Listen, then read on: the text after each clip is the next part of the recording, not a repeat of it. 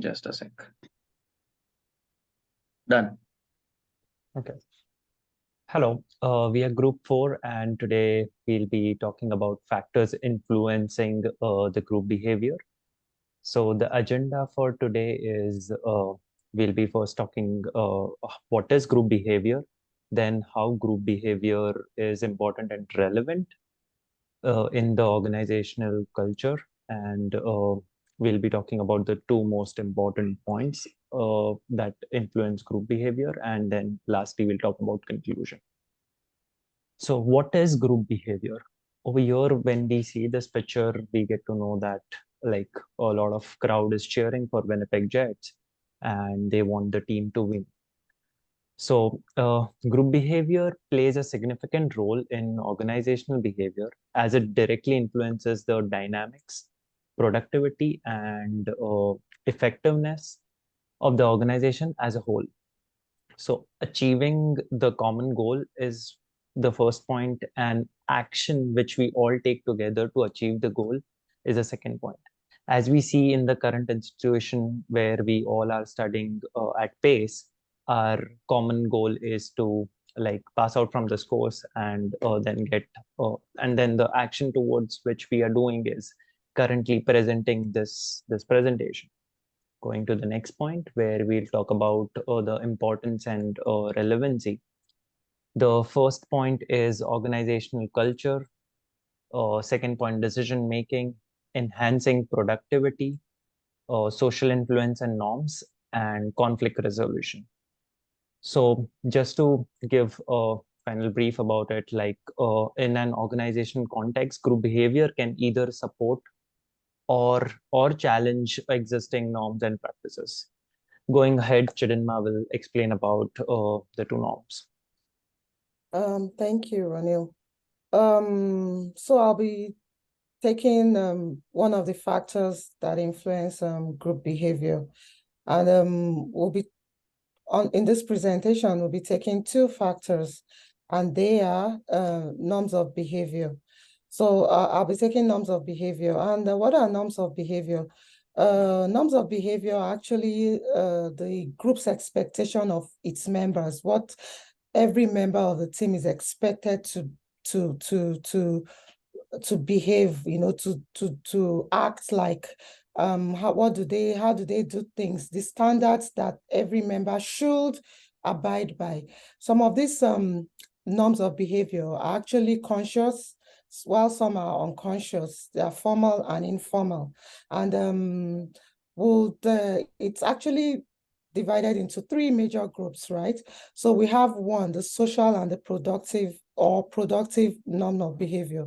This part is the kind of norm that influences the interaction between members. And while they interact with themselves, it also goes into the work that they do. So yeah, it affects, it coordinates the work ethics and the performance standards. And then we also have the implicit or informal norm of behavior, which is, as the name implies, implicit. It's unwritten expectations. Most times it's developed through observations, through like a new member will just see how the people in the team do things. So they imitate, other members of the team.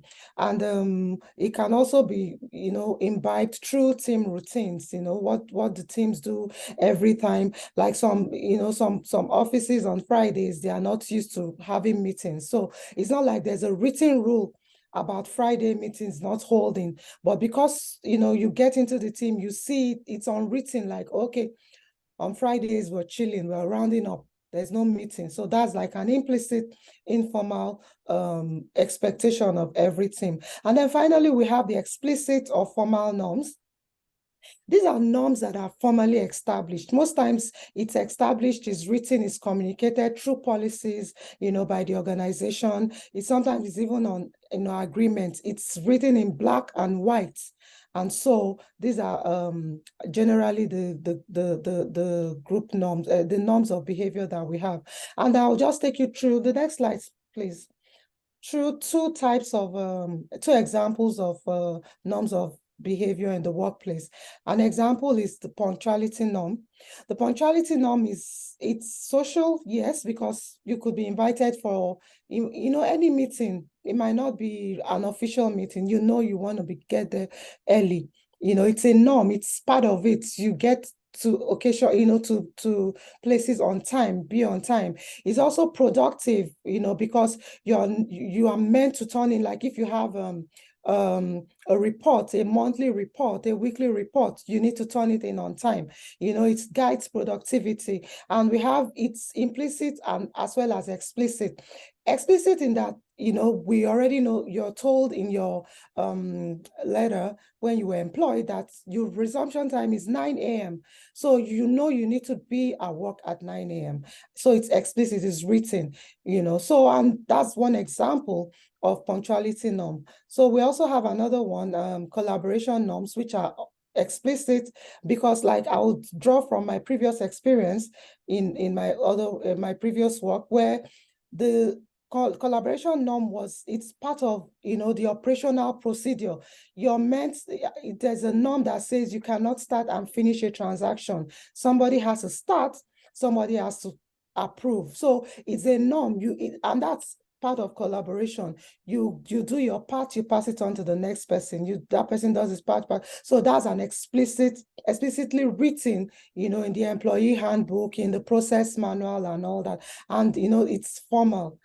So collaboration can also be informal though, but most times it's formal because that's the way you do work. And so I would hand it over to the next speaker. Thank you. Yeah. Thanks, Chidinma. Yeah. So I'll explain what's group cohesion. That's the another factor of that influences the group behavior. Group cohesion works as interpersonal glue or relational bond based on the factors like friendship, respect, support, achievement, protection, and sense of security. Group members tend to draw emotional support, emotional strength from one another. The norms of behavior and group cohesion both are interrelated because group cohesiveness let the group members have control over the group norms, and higher group cohesiveness strongly influences the group members to maintain norms. As a result, uh, it increases job satisfaction and overall organizational productivity. There are some more benefits, such as members will experience satisfaction, they'll be more committed, and the communication will be improved. Hence, when the group members like the group, they tend to push themselves to do any job in effective manner. Uh, However, the groups face a lot of threats, such as obstacles in exercising control and group conflict. So these threats they generally faced by such groups. And if I talk about the sizes of group that related to cohesion, small groups are easy to manage. The group members are communicating in a smooth way, and they are aligned with the organizational goals.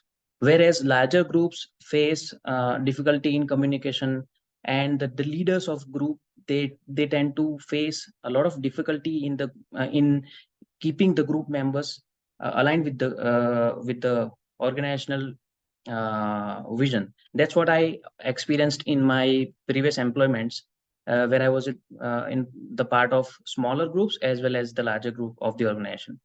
So now I'll hand over this slide to Chinmayi to conclude this presentation.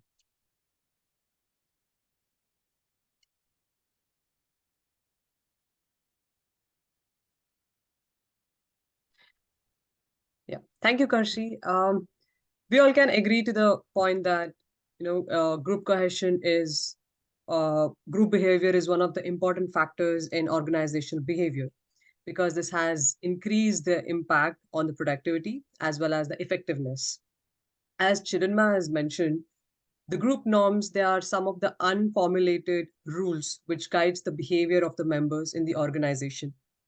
So these rules, they structure the interaction as well as work ethics. So these can be social or work related interactions. They can be formal, informal, implicit, explicit. They also set the right standards and expectation of behavior of the members of the group. They, at the same time, they support and challenge the existing norms and constantly update these norms for the betterment of the organization. Coming to the cohesion, it is a sense of unity and it speaks about the interpersonal relationship, what members experience in an organization. As Karshi mentioned, these has factors like protection and productivity, communication, commitment, respect, friendship, security, and support from the members. Next slide, please. So group cohesion also increases the overall job satisfaction and overall satisfaction of the members in the organization. It makes the process of relying on each other in the organization, it makes it comfortable. This increases the synergy as well as the cooperation. However, there are times when the group cohesion is low, the norms are difficult to be implemented. So this would make the members of the group to leave the group, and which would lead to distort the dynamic of the group. Smaller group, higher the success rate, where it's easier to get in touch with the members of the group. And when it's a bigger group, it's difficult to communicate, and there are chances of miscommunication and misinformation. So by enhancing and encouraging the factors like norms and cohesions, one can increase the potential of the group members working for the organization. Thank you. Thank you. Thank you.